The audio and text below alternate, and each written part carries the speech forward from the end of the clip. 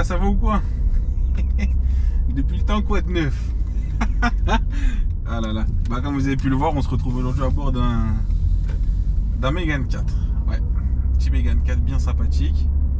Bah voilà, une Mégane 4 successeuse de la Mégane 3, logique. Hein. Bah voilà, à partir de 2016, vous les trouvez. Vous les trouvez à partir de 2016. Il y a eu pas mal de déclinaisons. Déjà, il y a eu deux phases. Une à partir de 2016 à 2020, de 2020 à 2023. Sur ces deux phases, vous retrouvez, enfin, tout cumulé. Hein. Vous avez les 1 litre 2, les 1 litre 3. Donc, en essence, vous avez le 1 litre 2 TCE, le 1 litre 3 TCE. Vous avez le 1 litre 6 TCE, mais il me semble que c'est le GT. Et le 1 litre 8 TCE, il me semble que c'est le RS. Donc, elles ont toutes chacune plusieurs puissances. Enfin, différentes puissances plutôt. Là, aujourd'hui, par exemple, celle-ci, c'est le 1 litre 3 TCE, 140 chevaux. Donc là, on va parler un peu plus en détail de ce modèle-ci. Donc c'est un phase 2 de 2022. 2022, ouais, fin 2022 même. Vous avez, on est en phase de fin 2022. C'est le 1 litre 3 TCE 140 et c'est la finition intense. Alors après, ouais, il y a plusieurs finitions. On a les intenses. Le top du top, c'est la business intense, il me semble. En gros, c'est une intense plus avec des options supplémentaires. Donc, je disais, il y a pas mal d'options intéressantes, notamment l'écran digital. Vous avez, donc celui-ci, il n'est pas divisé par rapport au phase 1. Vous avez le grand écran comme ça, donc c'est une option. Sinon, vous avez le petit avec les boutons qui sont pas analogiques comme cela. On a le CarPlay, du coup, comme vous voyez. On a maintenant tous les boutons à ce niveau-là. Il n'y a plus rien à ce niveau-là lié à la conduite, tout simplement. Voilà, ils ont mis des petites insertions en LED de couleurs de chaque côté. Il y a pas mal de petites choses intéressantes. Vous avez comme option d'aide à la conduite, beaucoup maintenant, le maintien des voies ou les alertes sonores. La distance, là on voit que c'est vert, je vous montrerai avec le véhicule devant vous. Ça passe en rouge quand vous êtes trop près. Là on a différents modes de conduite. On a le mode sport, etc. Donc ouais, on est pas mal équipé, on a pas mal de choses embarquées. On a même le son Beats. À l'époque c'était Bose, je sais pas s'ils le font encore. Mais là c'est Beats, notamment sur celle-ci. Et le son est pas mauvais. Je peux pas vous le mettre pour des raisons de droit d'auteur. Mais le son n'est pas mauvais. On a également tout ce qui est feux LED. On a les feux LED à l'avant, à l'arrière, avec des finitions lumineuses de partout. Quand on met les clignotants, c'est toute la signature lumineuse qui clignote. À l'arrière, on a des feux arrière défilants ou comme chez Audi par exemple, on a même le petit dessin ici quand on a le clignotant, etc. Qui s'active, ce qui est plutôt pas mal. Bon après voilà, ça reste du français, mais ça reste une bonne française. Donc ouais, donc je vais vous parler un petit peu de l'auto en elle-même. Hein. On va revenir un petit peu sur la boîte auto. Donc le DC, punaise, ça bouge. Ouais, donc le DC, les anciennes EDC étaient franchement pas terribles. Hein. Très plastique, très jouet. Pas quelque chose de très intéressant, je trouve. Valait mieux les prendre en boîte mécanique. Alors aujourd'hui, la boîte auto de chez Renault, les nouvelles, sont quand même vachement mieux, on peut pas se mentir. On peut pas se leurrer, elles sont quand même vachement mieux. Mais, il y a un mais.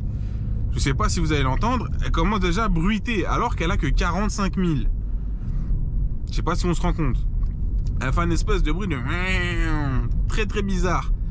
Ouais, j'imite pas un chat, hein, j'imite bien la boîte.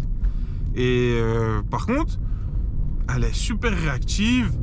Voilà, c'est fluide, c'est réactif. Franchement, la boîte en elle-même, elle est bien. Pour une conduite de tous les jours, franchement, c'est super. Mais je mets en garde sur sa longévité. Parce que le problème, c'est que c'est des véhicules avec des trucs... C'est récent. Les organes sont récents. Il n'y a pas assez de recul. C'était comme pour la vidéo du Golf 7 Airline. Il n'y a pas assez encore de recul pour pouvoir émettre un jugement. D'accord? Là-dessus, comme je vous expliquais tout à l'heure, il y a plusieurs motorisations. J'en reviens, on a aussi les motorisations diesel. Et sur ces déclinaisons-là, ils les ont sortis aussi en Blue HDI. Une catastrophe à éviter, les frères. Hein. Ensuite, où je voulais en venir, c'est que sur le 1 litre 5, le 1 litre 6 et le 1 litre 9, ça fait des années qu'ils les sortent. On connaît leur réputation, on sait qu'aujourd'hui, ils sont fiables. À prendre avec des guillemets, hein. On sait qu'aujourd'hui, ils sont fiables.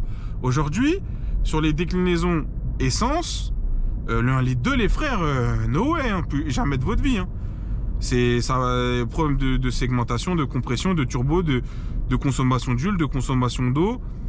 Ils savent pas où ça va ni comment. Non, alors il y a eu des rappels et des garanties mises en place.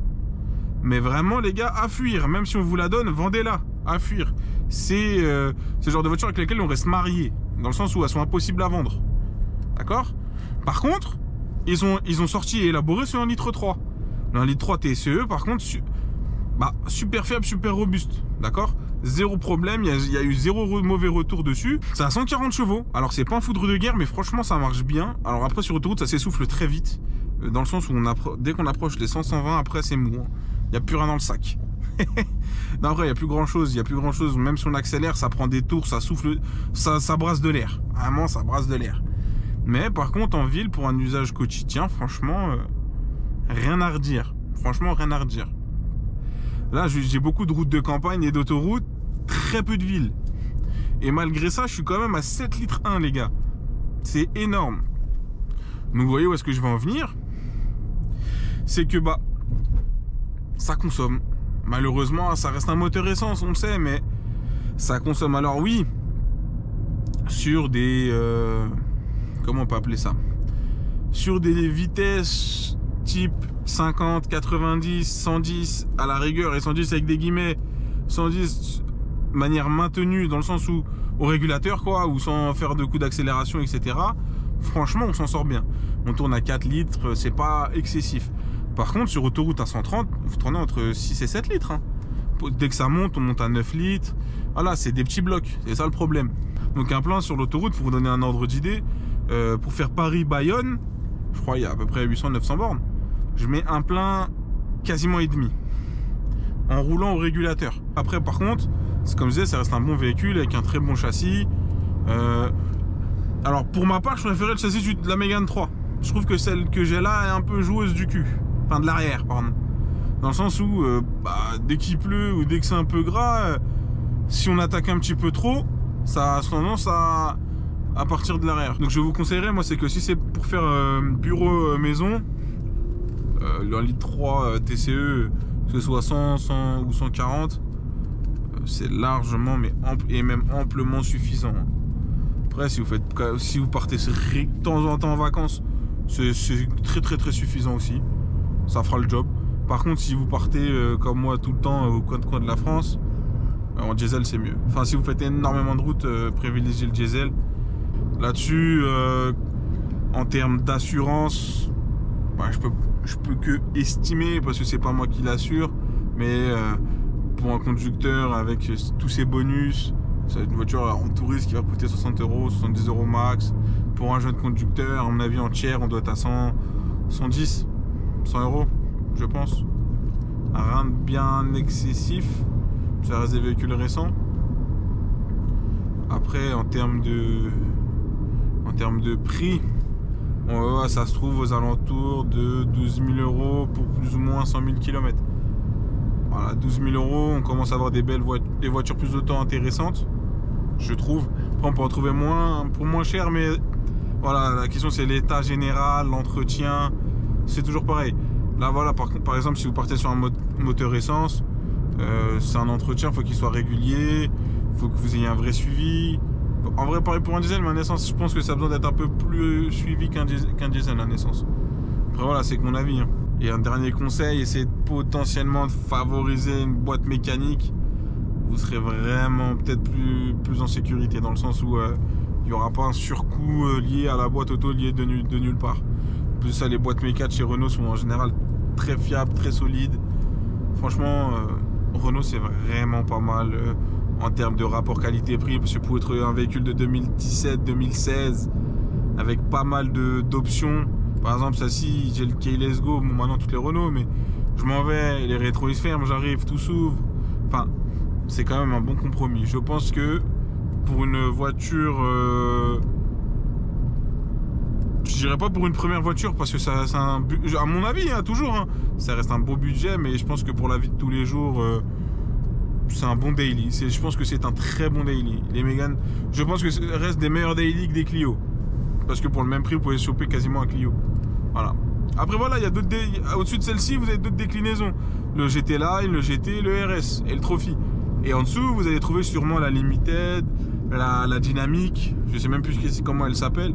Enfin voilà, moi je vous conseille de chercher une intense. Vous pouvez choper les sièges en velours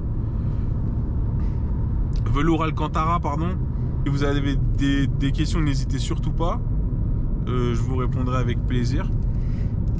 Et puis bah c'est tout. Et puis si vous avez potentiellement des véhicules à présenter, que ça passe du Clio au Ford Focus RS, au S3, à la Mégane, même une Mégane 2 par exemple, moi je vous présente tout, il n'y a pas de souci, on peut même en débattre ensemble, il n'y a vraiment pas de souci.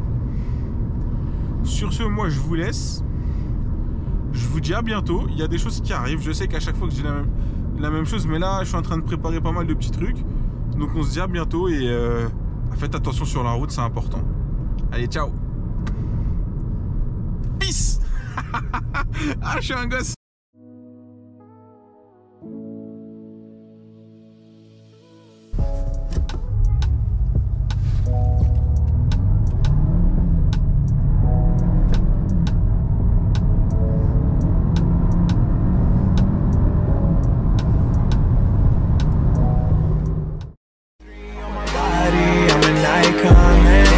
About a 10, I should fuck her in a Benz.